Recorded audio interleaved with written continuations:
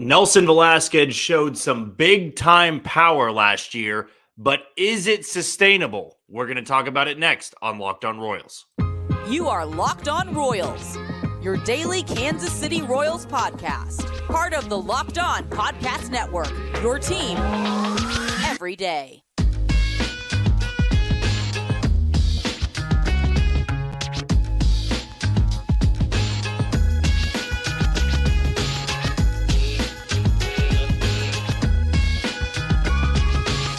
Thank you for tuning in to another edition of Locked On Royals on the Locked On Podcast Network. As always, I'm your host, Jack Johnson, and you can give me a follow on Twitter at JohnnyJ_15. That's at JOHNYJ_15. It's also very easy to find us on wherever you get your podcast. That can be Spotify, Apple Podcast, Amazon Music, Google Podcast. We're also on YouTube, and now just 5 subscribers away from 1,000, which was our goal before opening day, but this is the first day pitchers and catchers have reported. So we still got all of spring training to go, all of February, all of March, and we're about to reach that goal. So maybe I'll set a new goal before opening day, but see if you're the 1,000 subscriber. Should be pretty fun if you are, because we've had this goal for quite some time. If you're a first-time listener, of course, welcome in. We always love new listeners here on the Locked On Podcast Network. If you want to know a little bit more about me, I work in sports here in Kansas City at Sports Radio 810. WHB. I've got a show once a week there during the nighttime. In fact, after this podcast, I'm going to be running over to the studio to host a show 7 to 10 p.m. So if you want to hear my thoughts on the Chiefs, KU, K-State, Missouri, local teams there, and a little bit of Kansas City Royals talk there, of course, with the stadium talks coming out today, you can check me out over there later on tonight. I also have a show every single morning on ESPN Kansas City, 10 a.m. to 11 a.m. But when you click on this podcast link, you're getting 30 straight minutes of Royals baseball. And a reminder that today's show is brought to you by FanDuel and eBay Motors, very proud sponsors, and we always love giving them shout-outs to open up our show and throughout our show, because we couldn't get this done if it wasn't for their help. And another reminder that this coming weekend, I will be down in Surprise, Arizona, right before the full squad workout on Monday. I'll be there from Saturday through Wednesday. So follow me on this podcast account over on YouTube.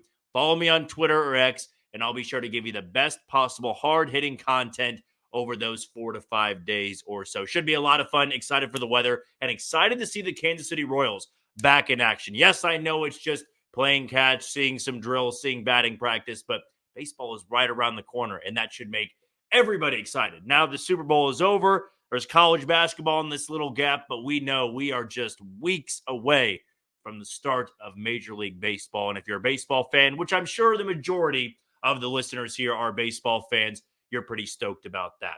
Well, to kick off the show today, I felt it was time to address kind of player by player. I feel with the starting lineup, I'm fairly confident who it's going to be. The rotation, fairly confident who it's going to be. And I can't wait to see what some of these guys look like in person to begin the year. So I'll probably have a better assessment as to how those guys look. Right now, I'm more so going off last season. And that's what I'm more so excited about in the coming podcast episodes, is that we're kind of wrapping up talking about 2023. Now, it sounds crazy because the season ended months ago, but that's all we have to go off of, right? We only have 2023 numbers until we get some spring numbers and some 2024 numbers. That's all we can go off of.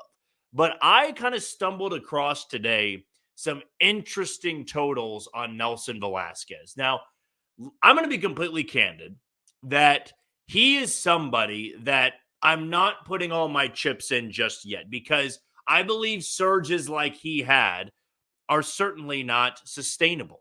Okay, we opened up the show with a question. Is it sustainable? Not the pace he was on. I don't believe Nelson Velázquez is a 60 home run type of hitter, but I do think there's a 30 home run hitter in there.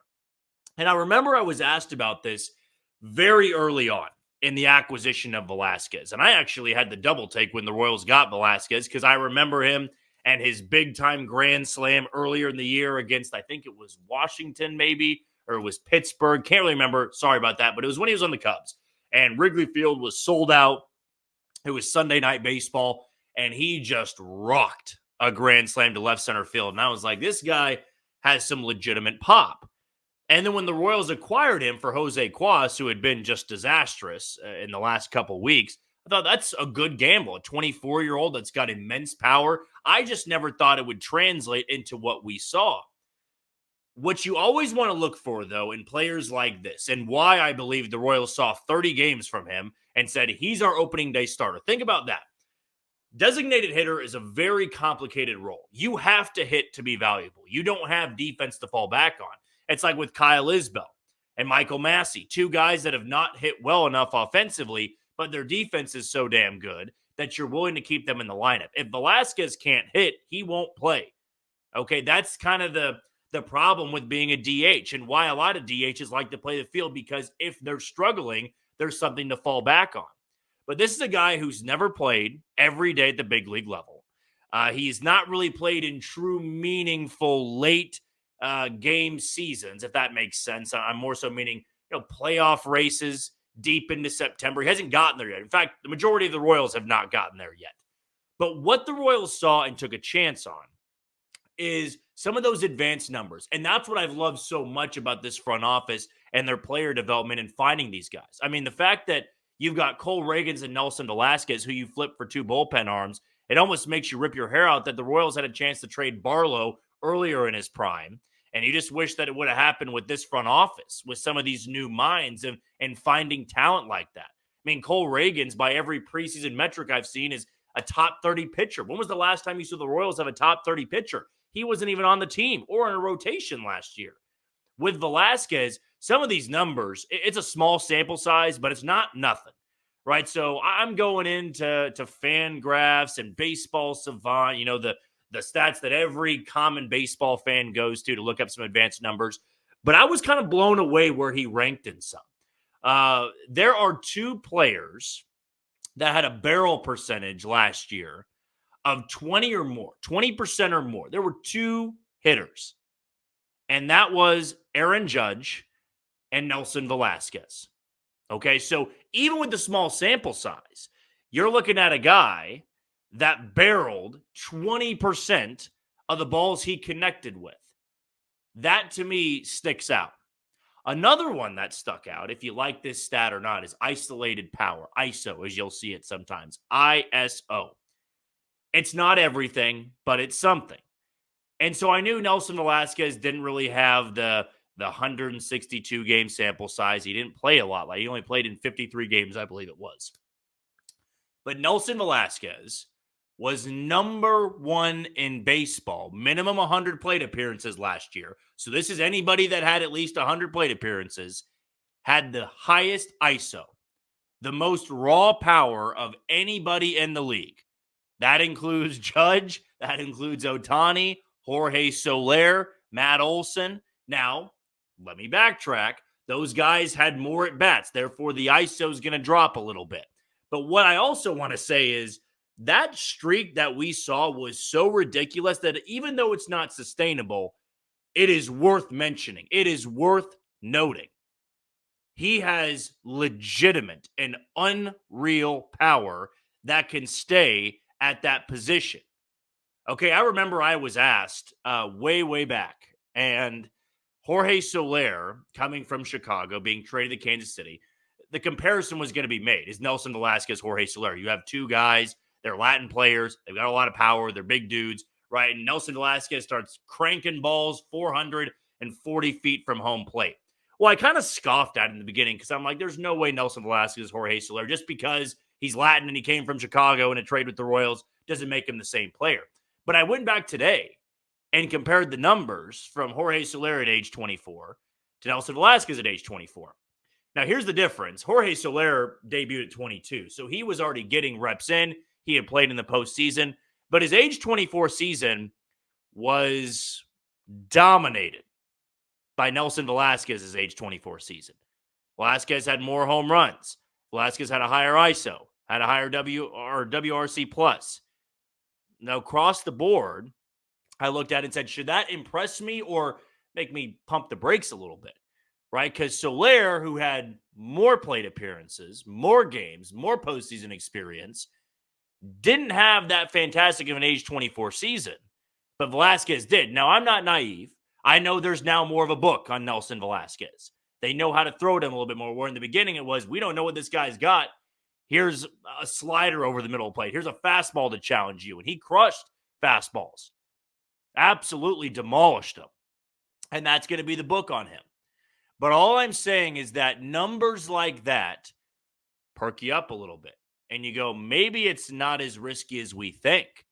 Maybe this is a bat the Royals saw and envisioned being their future DH.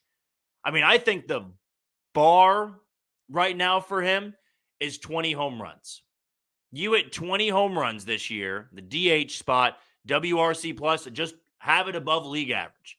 Have it over 100. OPS plus over 100. If your walk rate can get to 8, 9, 10%, all the better. Because that is one thing in his game that he lacks. He doesn't walk enough to be a DH. But the power's there. It's immense raw power. Small sample size. That's important to point out here. But folks, this is a guy that, yes, really burst onto the scene and had a very unsustainable run. But runs like that don't just happen to bad players. I know Aristides Aquino comes up to mind of the Reds a couple years back. I think Velázquez is a much better hitter than Aquino ever was. I think this is a guy that can run into 20, 25, 30 home runs if he can play an entire year.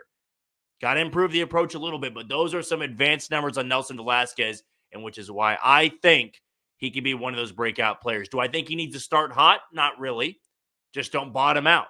But I think he can be one of the most feared hitters in this lineup, assuming those numbers can just be 70% of what they were.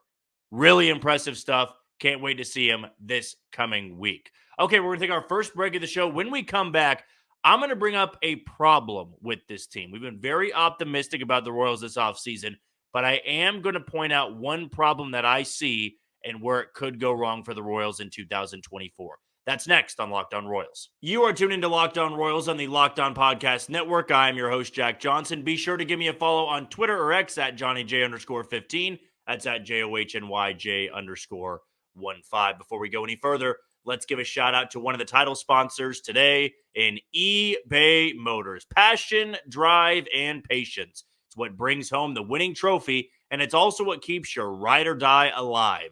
eBay Motors has everything you need to maintain your vehicle and level it up to peak performance. From superchargers, roof racks, exhaust kits, LED headlights, and more, whether you're into speed, power, or style, eBay Motors has got you covered. With over 122 million parts for your number one ride or die, you'll always find exactly what you're looking for.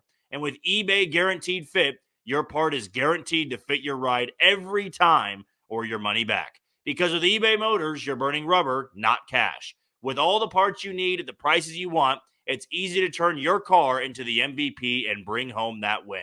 Keep your ride or die alive at ebaymotors.com. Eligible items only. Exclusions apply. Now, you have heard for the majority of this offseason positivity, good things about this ball club, and I would say that that's the approach I'm going to take until they give me reason not to. If this team opens up April at 5-16, there will be some negative episodes. But I'm also a big believer in don't be negative unless you're given a reason.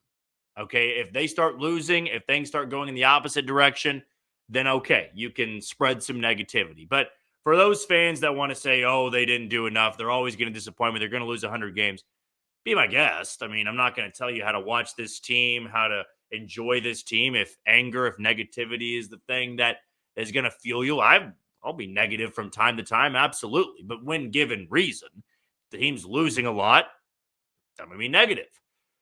But I do think it's also the right thing to do and say that it's not all sunshine and rainbows. At the end of the day, this team is coming off 106 losses, and it's likely they do not make the postseason. The hope is they are competitive from March to September. That is the hope. You give your team a chance to compete for the American League Central title by September. If you are out of it by April, I can't defend it. I absolutely cannot. And there are more than one problem. There are multiple problems with this team.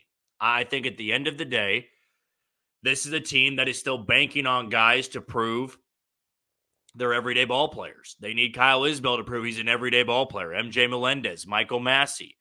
They need to have somebody like Hunter Renfroe bounce back. Vinny Pasquantino has to stay healthy. Maikel Garcia has to make sure he builds off last year. I mean, the only guy you can say with confidence that is going to be A-OK, going to be a star is Bobby Wood Jr. The other guys are good players, but they still need to prove that they can be great players. And that is something I'm going to be monitoring all spring and early on in the regular season. What I am a little bit concerned about, I'm actually not overly worried about the depth right now. I like the fact that you have Adam Frazier as a backup option. I don't think Garrett Hampson's a bad backup option. I think Dyrone Blanco would be a good backup option as a fourth outfielder. I'm not overly concerned by it. I'm really not. And when I have a level of expectation, I think it's natural to still say, okay, here is where things can fall apart. I am slightly worried about the middle portion of the bullpen. I think that is an area with this team, though very specific, it's important. Honestly, the back end of the bullpen feels pretty good right now. I mean, Will Smith has closed a lot of games in his big league career. I think he's going to be fine in that spot early on. I think Chris Stratton has, the ability to pitch in the fifth or in the eighth inning. He's kind of that fireman, if you will. Nick Anderson has great stuff if he can stay healthy. I'm more so looking to, I believe in John McMillan. I believe in Carlos Hernandez. I believe in James MacArthur. It's also a lot of, man, they do have to live up to the hype now. MacArthur has to. John McMillan has to. Hernandez has to bounce back. If that last spot goes to Jake Brentz, then you got Brentz and Matt Sauer. So the middle portion there, not so much the back half, the middle portion, which is going to need to be effective if this team is going to have a chance in September, some guys really have to take that next step. I think it's possible. I think James MacArthur is a safe bet. I think that John McMillan can be a safe bet. Carlos Hernandez has to show that second half was a fluke. Matt Sauer has to win this job out of camp. The final spot in the bullpen, Brentz has to prove he can still pitch at a 2021 level. Josh Taylor has to prove he can still pitch at a 2021 level.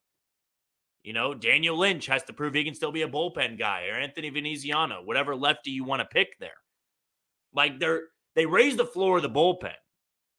I also am fully aware that for this team to be a playoff team, which is what everybody wants, that bullpen has to ascend to a different level.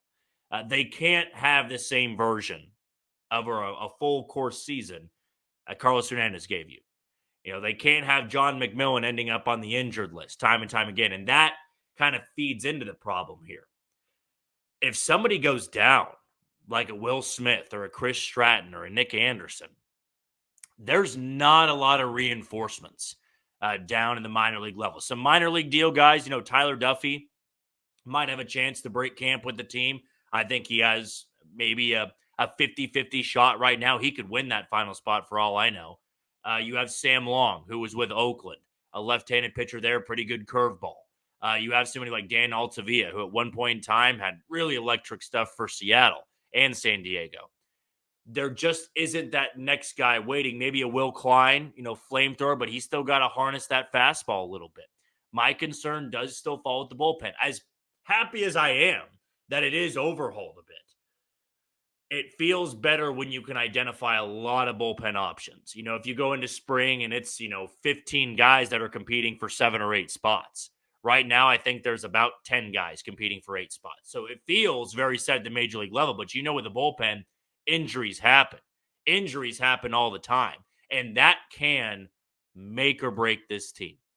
It absolutely can make or break this team early on in the year. If the bullpen is not good early on in the year, that is going to dictate whether they bottom out in April or they don't. If they have a serviceable bullpen in April, you can expect them to build on that confidence in May, in June, and July. If they bottom out with cold weather, that's another factor here.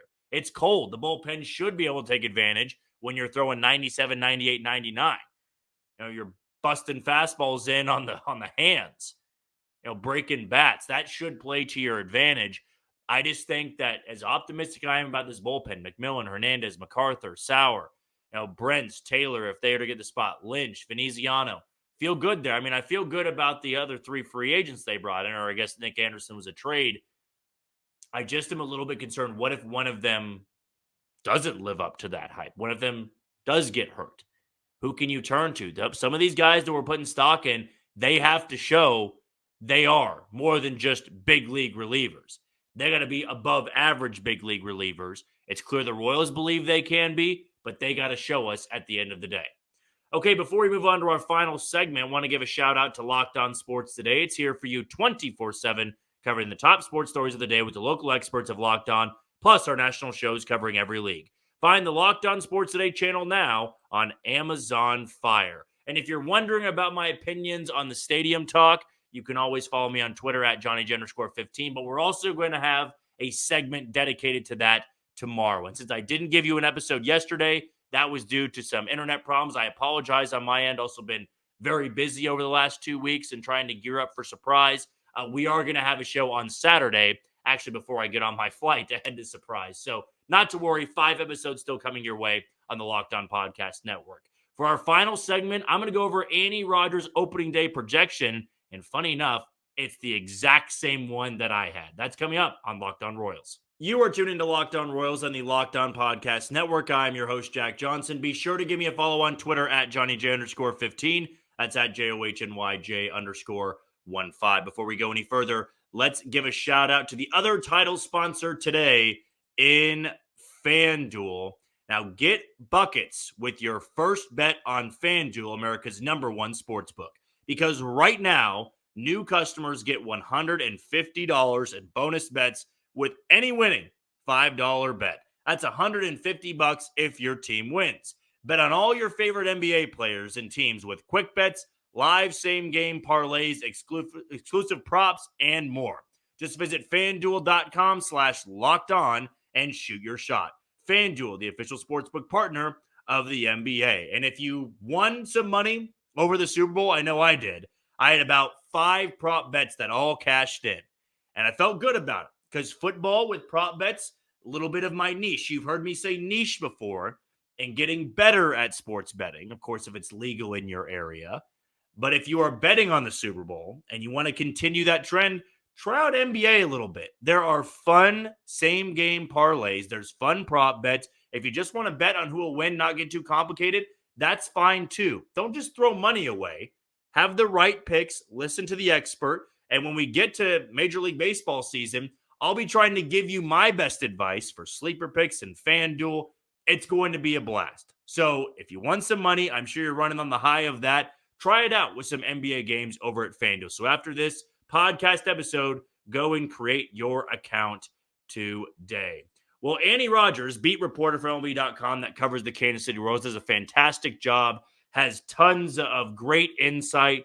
I'm sure she'll be down in Surprise, Arizona for an extended period of time. She just recently gave her opening day roster projection. And funny enough, I'm not just saying this. I feel like I did have a podcast episode of my opening day roster projection. I had the exact same 26-man roster. And I don't need to go top to bottom. You know, for the most part, who's all going to be there. You know that Bobby Wood Jr. is going to be at short. Garcia's at third. Massey at second. Pasquantino at first. Perez catching. You have Melendez in left. Isbell in center. Renfroe in right. You know the bench players, at least majority of them, who's going to be there. I don't have Nick Lofton on the 26-man roster. I don't have Drew Waters on the 26-man roster.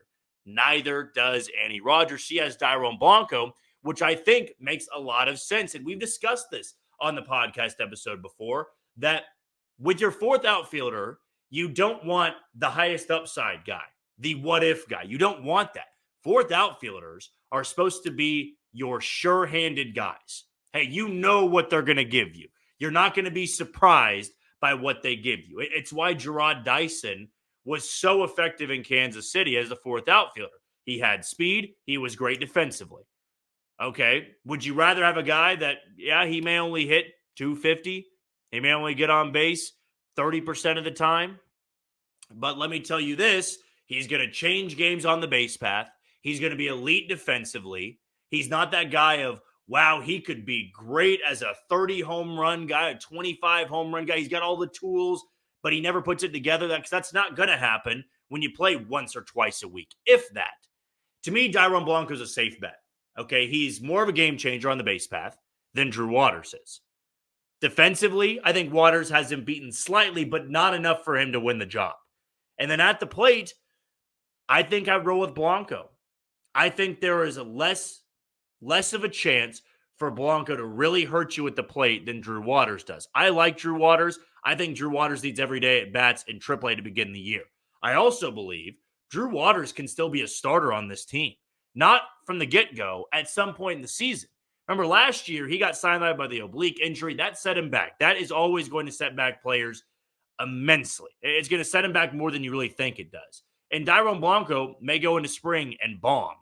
And then Drew Waters wins that job. But right now, I think Blanco does enough on the base path. A late game pinch runner can be used in a situation where he needs to lay down a bunt. You know, he was fantastic at the suicide squeeze, the safety squeeze. Those are little elements to a player that feel important for a fourth outfielder. And he's not a liability defensively. That's why Edward Olivares could never be a fourth outfielder. He was so damn bad defensively, you couldn't trust him out there. In other words, he could surprise you with his plays out there, and not in a good way.